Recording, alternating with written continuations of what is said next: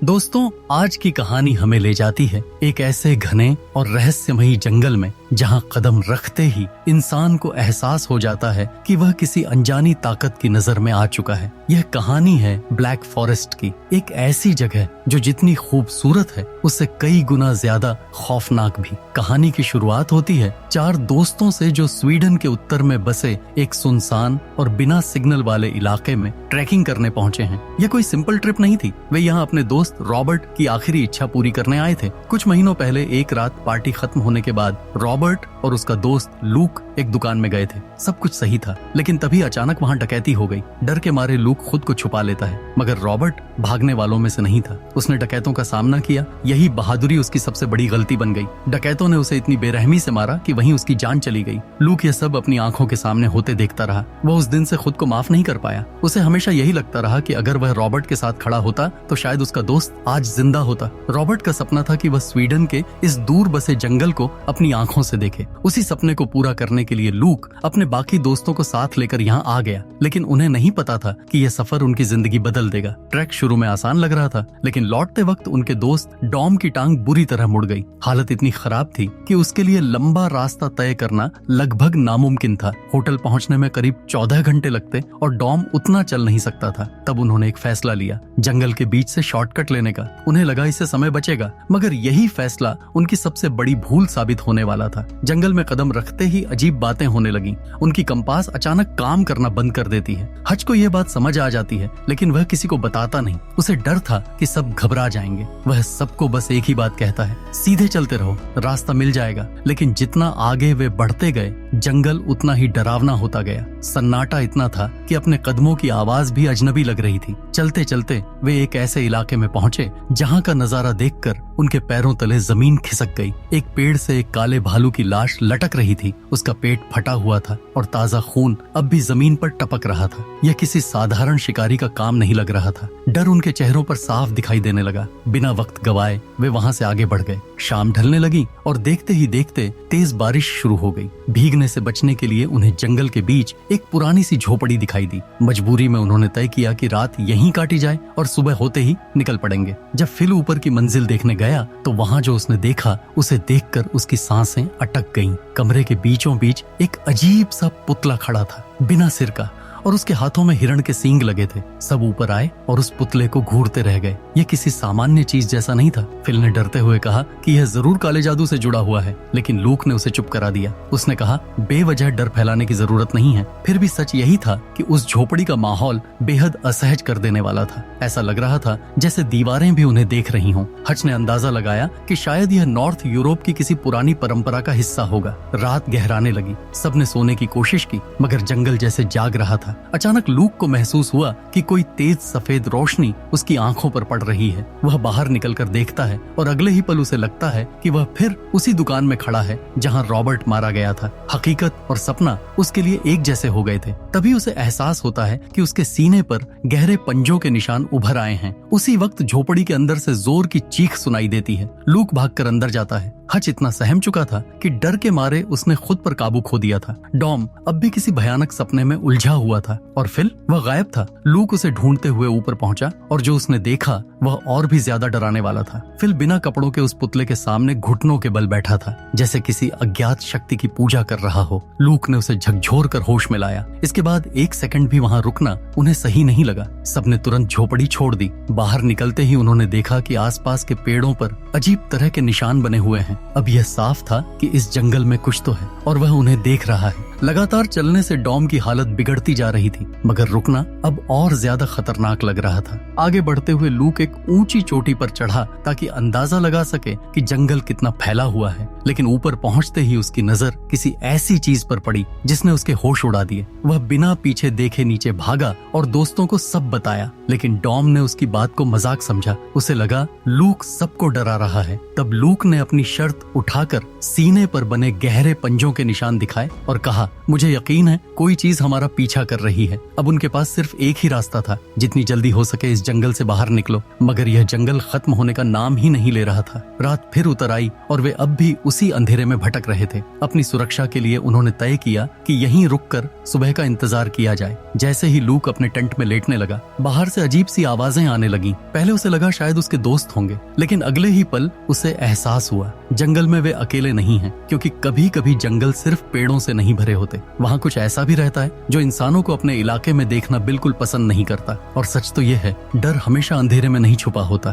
कभी कभी वह हमारे ठीक पीछे खड़ा होता है, बस हम मुड़कर देखते नहीं। लूक ने धीरे से टेंट का पर्दा उठाया और बाहर झांका, लेकिन जो उसने देखा वह किसी बुरे ख्वाब से कम नहीं था। गहरे अंधेरे के बीच कुछ रहस्यमयी आकृतियां खड़ी थीं, जैसे वे इंसान न होकर किसी और दुनिया की हों। अचानक तेज सफेद रोशनी चमकी और अगले ही पल लूक खुद को फिर उसी डरावनी याद में खड़ा पाता है। वही दुकान, वही खून से सना फर्श और उसका दोस्त रॉबर्ट, जिसे गुंडे बेरहमी से मार रहे थे। इस बार फर्क सिर्फ इतना था कि उन गुंडों की नजर सीधे लूक पर थी, जैसे अगला नंबर उसका ही हो। डर से उसका शरीर सुन्न पड़ गया। वह तुरंत टेंट के अंदर घुस गया। तभी बाहर एक विशाल छाया हिलती हुई नजर आई और अचानक उसके दोस्त का टेंट किसी अनजान ताकत ने खींच लिया। लूक झटके से जागा। उसे लगा यह सब सपना था, लेकिन अगले ही पल असली दुनिया में भी चीखें गूंज उठीं। वह भागकर बाहर आया। हज का टेंट खाली था, वह गायब हो चुका था। बाकी दोनों दोस्त डर के मारे कांप रहे थे। तभी जंगल के अंदर से एक भयानक दहाड़ सुनाई दी और उसी दिशा से हज की मदद के लिए पुकार भी आ रही थी। सोचने का वक्त नहीं था। तीनों तुरंत उस आवाज की तरफ दौड़ पड़े। उन्होंने पूरी रात जंगल छान डाला, लेकिन ना हज मिला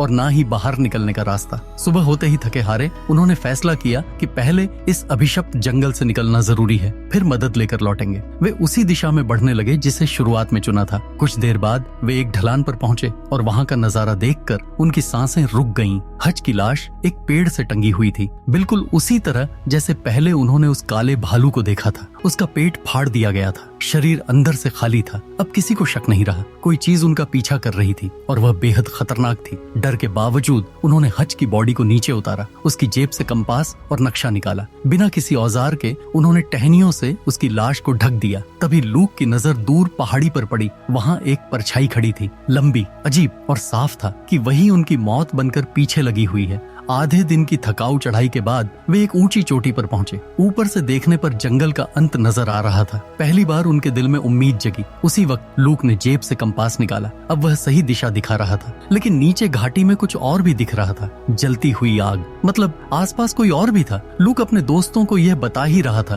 कि उसने देखा अभी जमीन पर कुछ ढूंढने की कोशिश कर रहा है। तभी अचानक पेड़ों के बीच से एक विशाल जीव झपटा। पल भर में उसने फिल को जकड़ लिया और उसे घसीटते हुए जंगल की गहराई में ले गया। लूक पूरी ताकत से उसके पीछे भागा, लेकिन वहां पहुंचने पर सिर्फ एक टॉर्च जमीन पर पड़ी मिली। फिल जैसे हवा में गायब हो गया था। जैसे ही लूक ने टॉर्च उठाई, पीछे से सरसराहट हुई। उसने रोशनी घुमाई तो देखा डॉम एक पेड़ के पीछे छिपा कांप रहा था। डॉम ने हकलाते हुए बताया वह कोई जानवर नहीं था, कुछ और था। उसने फिल को उठाया और ले गया। अब सिर्फ दो ही लोग बचे थे, लूक और डॉम। दोनों ने तय किया कि अब रुकना मौत को बुलाने जैसा है, उन्हें बस भागना है। भागते भागते उन्हें दूर एक रास्ता दिखाई दिया जिस पर हल्की रोशनी फैल रही थी, लेकिन राहत ज्यादा देर टिक नहीं पाई। उसी रास्ते के पास एक पेड़ से फिल की लाश लटक रही थी और तभी फिर वही दहाड़। इस बार पहले से ज्यादा करीब। जान बचाने की कोशिश में वे अंधाधुंध भागने लगे। तभी उन्हें एक छोटी सी झोपड़ी दिखाई दी। बिना एक सेकंड गंवाए दोनों अंदर घुसे और दरवाजा बंद कर लिया। उन्हें लगा शायद वे सुरक्षित हैं, लेकिन असली डर तो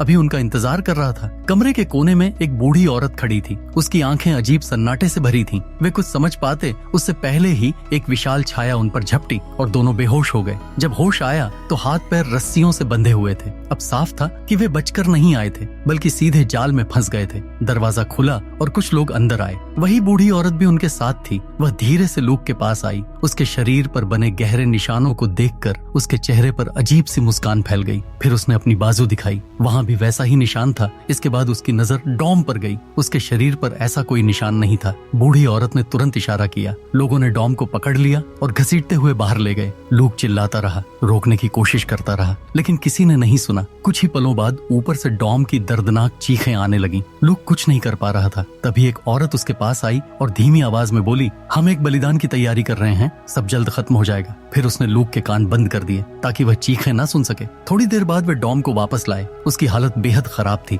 उसे लकड़ी के एक खंभे से बांध दिया गया। उस खंभे पर पहले से हड्डियों के ढेर लटके हुए थे। डॉम समझ चुका था अब उसकी बारी है। उधर लूक अपनी रस्सियों से छूटने की कोशिश में लगा था। वह पूरी ताकत झोंक रहा था, लेकिन हर बार बस थोड़ा सा ही ढील मिलती। आखिर उसने एक खौफनाक फैसला लिया। आजादी के लिए दर्द सहना ही होगा। उसने अपनी उंगलियां तोड़ डाली। हड्डियों के चटकने की आवाज कमरे में गूंज उठी। दर्द असहनीय था, मगर उसी दर्द ने उसे रस्सियों से निकाल दिया। उधर खंभे से बंधा डॉम अचानक ठिठक गया। उसने देखा कोई उसकी तरफ आ रहा है। वह उसकी पत्नी थी। कम से कम उसे ऐसा ही लगा। उम्मीद की चमक उसकी आंखों में लौट आई, लेकिन जैसे ही वह पास आई और उसके चेहरे को छुआ, डॉम की सांस अटक गई। वह उसकी पत्नी नहीं थी। उसके सामने एक भयावह क्रीचर खड़ा था, लंबा, विकृत और इंसान से कहीं ज्यादा डरावना। डॉम की चीख पूरे जंगल में गूंज उठी, क्योंकि कभी कभी मौत हमें मारने से पहले एक झूठी उम्मीद जरूर देती है, ताकि डर और भी गहरा महसूस हो सके। डॉम की दिल दहला देने वाली चीख लूक तक पहुंची। वह दीवार की दरार से बाहर झांक रहा था। पहली बार उसकी नजर उस असली दानव पर पड़ी। वह राक्षसी प्राणी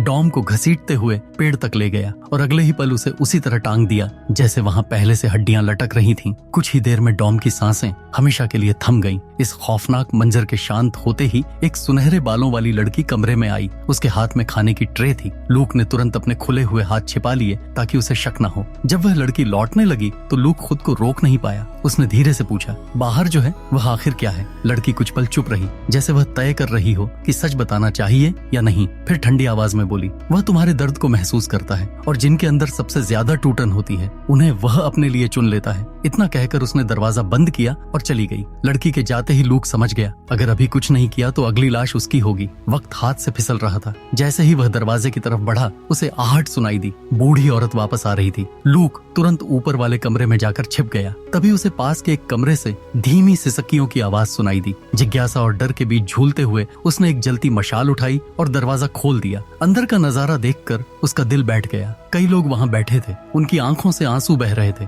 लूक धीरे धीरे अंदर गया और तब उसे एहसास हुआ कि वे लाशें नहीं थीं, लेकिन जिंदा भी नहीं लग रही थीं, मानो जिंदगी और मौत के बीच फंसी हुई आत्माएं हों। तभी उसे समझ आया कि यहाँ अमर होने का मतलब क्या है। न पूरी तरह इंसान, न पूरी तरह मृत। दोस्तों की मौत का गुस्सा उसके अंदर भड़क उठा। उसने मशाल उठाई और पूरे कमरे में आग लगा दी। चीखें गूंजने लगी। उधर वह दैत्य समझ चुका था कि उसके अनुयायी खत्म किए जा रहे हैं। गुस्से से कांपता हुआ वह तेजी से उस ओर बढ़ा। बाकी लोग डर कर घुटनों पर गिर गए। किसी की हिम्मत नहीं हुई कि लूक की तरफ देख भी सके। लूक ने पास के गोदाम से एक राइफल उठाई। अब वह भागने के साथ लड़ने के लिए भी तैयार था, लेकिन जैसे ही वह बाहर निकला उसका रास्ता रुक गया। दरवाजे पर वही दानव खड़ा था, विशाल, खामोश और मौत की तरह स्थिर। लूक ने बिना देर किए साइड वाले दरवाजे से भागना शुरू किया। भागते भागते उसने पीछे देखा। दानव ने एक औरत की लाश उठा रखी थी। मौका देखकर लूक मुड़ा, निशाना साधा और गोली चला दी। गोली की आवाज जंगल में गूंज उठी। अब दानव की नजर सीधे लूक पर टिक चुकी थी। शिकार तय हो चुका था। लूक जान बचाकर भागा, मगर इंसान के 2 पैर उस 4 पैरों वाले राक्षस की बराबरी कैसे करते? कुछ ही पलों में वह उसके करीब पहुंच गया। उसकी दहाड़ ने हवा तक जमा दी। अचानक लूक की आंखों के सामने अजीब सा भ्रम छाने लगा। उसे लगा जैसे पीछे रोशनी की एक लंबी कतार उसका पीछा कर रही हो। दानव अब बिल्कुल पास था। सोचने का समय खत्म हो चुका था। लूक उल्टे पांव दौड़ा। तभी एक टूटी हुई दुकान के पास पहुंचते ही दानव ने दूसरी तरफ से उसे जोरदार टक्कर मारी। उसके हाथ से कुल्हाड़ी छूटकर दूर जा गिरी। दानव उसके पीछे खड़ा था। हर बार जब लूक उठने की कोशिश करता, वह उसे फिर जमीन पर पटक देता, जैसे उसे झुकाकर अपनी गुलामी मनवाना चाहता हो। फिर वह किसी अनजाने अनुष्ठान की तैयारी करने लगा। तभी लूक की नजर जमीन पर पड़ी कुल्हाड़ी पर गई। यही उसका आखिरी मौका था। जैसे ही दानव उसे दबाने आगे बढ़ा, लूक ने पूरी ताकत से कुल्हाड़ी उठाई और उस पर वार कर दिया। प्राणी दर्द से चीख उठा। बस यही पल था। लूक बिना पीछे देखे जंगल की तरफ भागा। लंबी दौड़ के बाद आखिरकार वह पेड़ों की सीमा पार कर गया। पीछे मुड़कर देखा, दानव जंगल के किनारे पर ही रुक गया, मानो वह उस सीमा से बाहर आ ही नहीं सकता था। सालों का डर एक पल में गुस्से में बदल गया। लूक ने मुड़कर जोर से चीखा। यह चीख उसके दोस्तों के लिए थी, उनके अधूरे बदले के लिए थी। आखिरकार इस मौत के जंगल से जिंदा बाहर निकलने वाला वह अकेला इंसान था। उस दानव ने लूक को इसलिए चुना था क्योंकि वह लोगों के सपनों में उतरकर उनके डर को पढ़ सकता था। उसने लूक की कमजोरी देखी थी, उसका अपराध बोध, उसका टूटना, लेकिन इस बार डर हार गया। लूक ने अपनी कमजोरी पर जीत हासिल की और उसी के साथ उस भयावह दानव की दहशत भी खत्म हो गई। और यहीं खत्म होती है ये कहानी। कभी कभी इंसान को बचाने कोई नहीं आता, उसे अपने डर से खुद लड़ना पड़ता है, क्योंकि जो डर के आगे झुक जाता है वह जिंदा होते हुए भी मर जाता है।